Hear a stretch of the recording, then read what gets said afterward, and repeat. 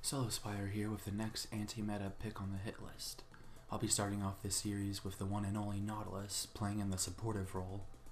Many people in today's low elo meta underestimate Nautilus's damage and crowd control.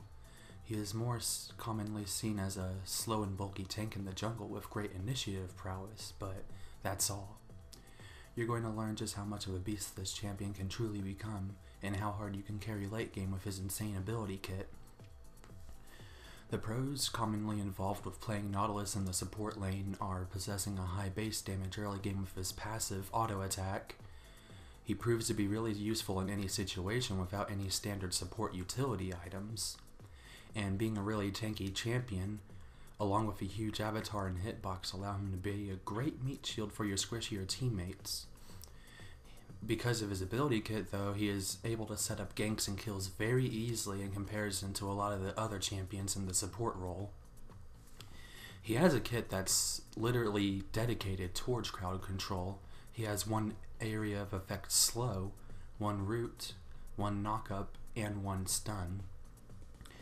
Because of this, he has a very powerful and fear-inducing presence in the bottom lane, meaning that you can have great zone control along the bush areas. He becomes unstoppable late game whenever he gets to around 4 or 5 items within his build. Your enemies are going to regret hitting control +4 all day in bottom lane, I assure you that. Now, the biggest cons involving Nautilus in the support lane is that he has huge mana costs early, pretty much all the way up to mid game. You must conserve your abilities and use them for when they'll count most. Also, without cooldown reduction items, his ability cooldowns become really long in comparison to most supports. If you choose to build on for a full tank, you'll lack dueling capabilities and you'll have to rely on others to dish out roughly 90% of the pain. It is a very good idea to use Nautilus in a ranked game when your team desperate needs a leading tank and crowd control. This is quite common in the bronze and silver elo levels, so you'll see this epidemic in action a little too much. Also, if your team lacks initiating and disengagement prowess, Nautilus can set the stage for that. His Q and R abilities allow for an explosive entrance as well as an exit, and if you take utility items like Righteous Glory, they'll serve you and your team that much better in the late game. It is a good idea to avoid playing Nautilus if your enemy support is an AP carry. It's generally bad news for you because they are ranged and very bursty in terms of damage. Nautilus can play well against all comps, but he can't really take too much damage beyond his shield's capabilities due to being unable to sustain much without it. The squishiness of these AP carries will work well against them if they get caught in a bad spot by you though. Leading examples of champions that you should avoid are Zyra, Annie, Xerath, and Vel'Koz. Morgana is definitely the enemy number 1 though. Her kit totally counteracts against yours and you'll have to play very tactfully in order to win your lane and a more positive result. Now that you know what kind of supportive role Nautilus can potentially lead in a team composition, I will go over runes, masteries, and summoners really quickly. These will be in the description if you wish to check it out for reference. For runes, there are 3 different choices that have worked best for me. Tune your runes to your playstyle preferences. My first set is the cheesy tank and Nautilus. 2 quintessences of health and 1 quintessence of armor, 9 marks of AP penetration, 9 seals of armor, and 9 glyphs of armor. It's really cheesy, I know that, but I use it whenever I believe that most of the potential damage output from my enemy team will come from the attack damage carry. It doesn't really leave much to magic damage, but since I always pick the relic shield and HP potions to start out the game with on Nautilus, it doesn't really matter too much in the end for me. My second set is the balanced AP Nautilus rune set. In this one I have 3 quintessences of ability power, 9 marks of AP penetration, 2 seals of scaling health, 2 seals of health, and 5 seals of armor, and 9 glyphs of magic resist. This rune page is stereotypically my balanced AP casters page, but I found use for it in Nautilus against squishy poke compositions. Landing a good Q will almost guarantee that I blow off half of the caught champion's health bar off the screen.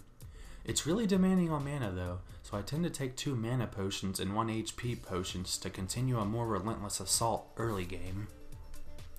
When I know my enemy bot lane comp is weak in terms of defense, I take this page and I increase E to level 3 by level 5 rather than my W. And now for my third set of runes, my survival page. I have 2 quintessences of health, 1 quintessence of armor, 9 marks of AP penetration, 2 steals of health, 7 steals of armor, and 9 glyphs of magic resist.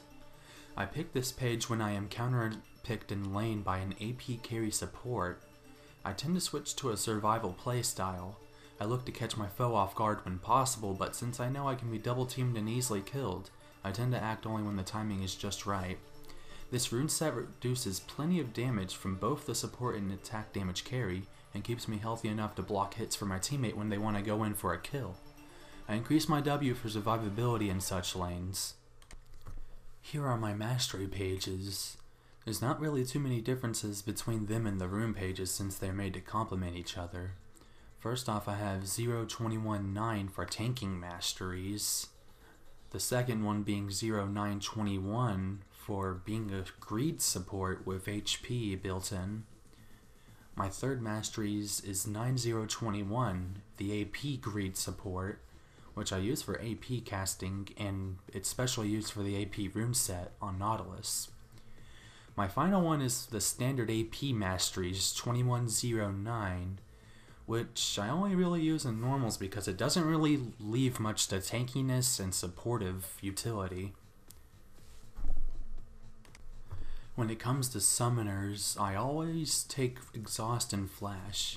I haven't had too many reasons to switch to another set of summoners, but Teleport and Ignite can serve their individual purposes well if you're more team-orientated.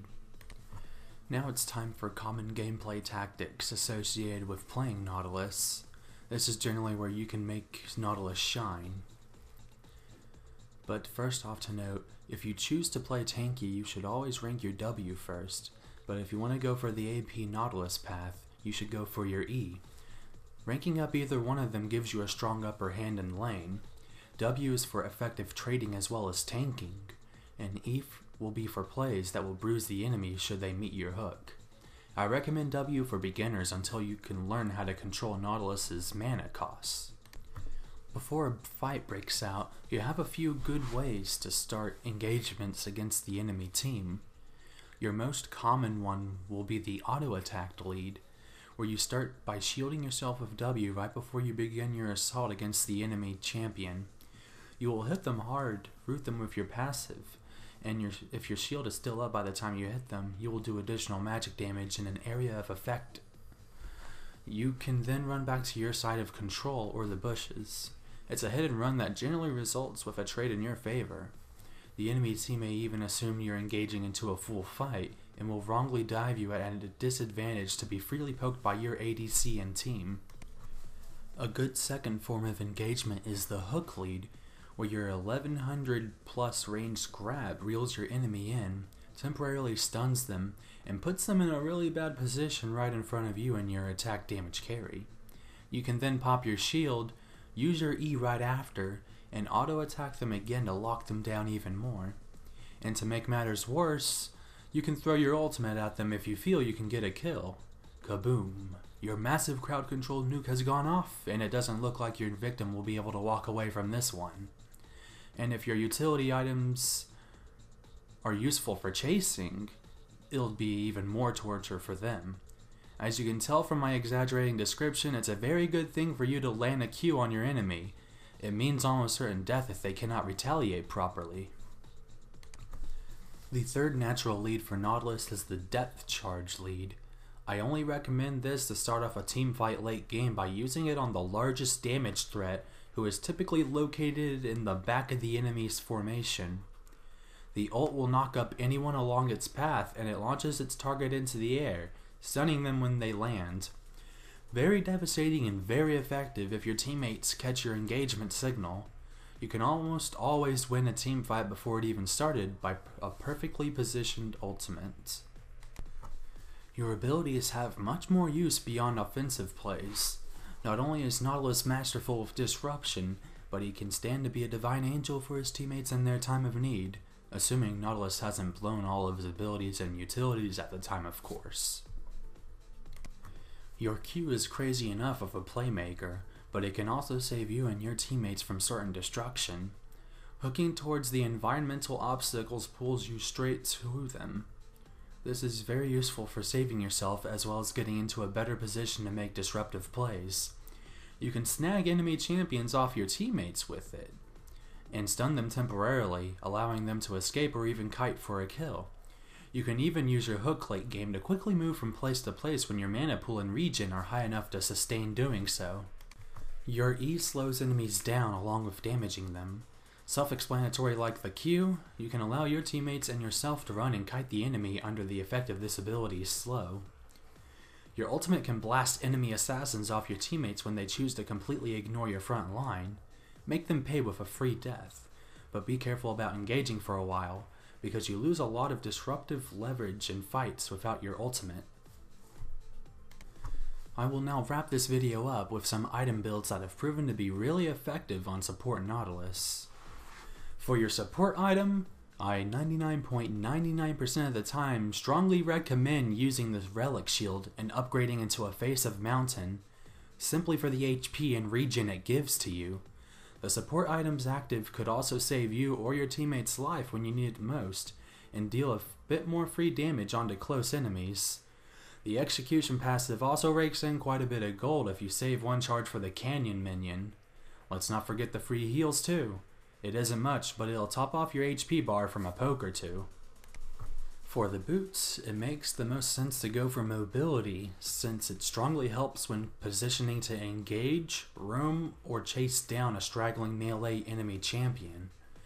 But if you need additional tankiness, and early, Ninja Tabby is never a bad choice, especially since its higher movement speed remains consistent regardless if you're in a fight or not.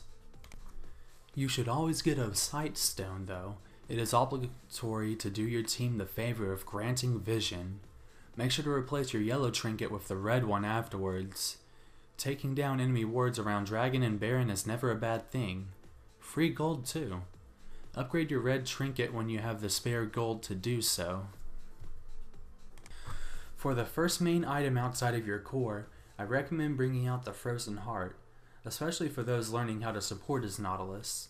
This item sets your tankiness and good as stone, slows your enemy's attacks, and gives you plenty of cooldown reduction along with a larger mana pool. It is one hell of an item you can't pass up too easily on Nautilus. Two other strong alternatives to the Frozen Heart are the Sunfire Cape for continuously being a pest to those you bring into a team fight along with decent tanking ability, and the Abyssal Scepter for when you run AP runes and need a hell of a lot more oomph while contributing to your team with the MR debuff Aurora. For the second main item outside of your core, I recommend something based on utility. I really love the new Righteous Glory's active, which proves useful at the very beginning of a team fight or when chasing escaping enemies. Running up to your enemy at crazy speeds and then slowing them really hard with the shockwave is like having the Talisman of Ascension's active go off, followed by your Riptide's slow effect at the end of it. It gives an okay amount of HP mana and HP regen, making you somewhat harder to kill. Twin Shadows is another strong item to get with the additional AP, cooldown reduction, and movement speed it supplies. Its active sends out two ghosts that seek out and slows the enemy champion down it comes into contact with. I would only recommend Twin Shadows over Righteous Glory if you decide to opt into the AP playstyle. Omwrecker and Mikhail's Crucible are two good runner-ups with their unique actives, but I've been able to find and make more winning plays with the previously mentioned items.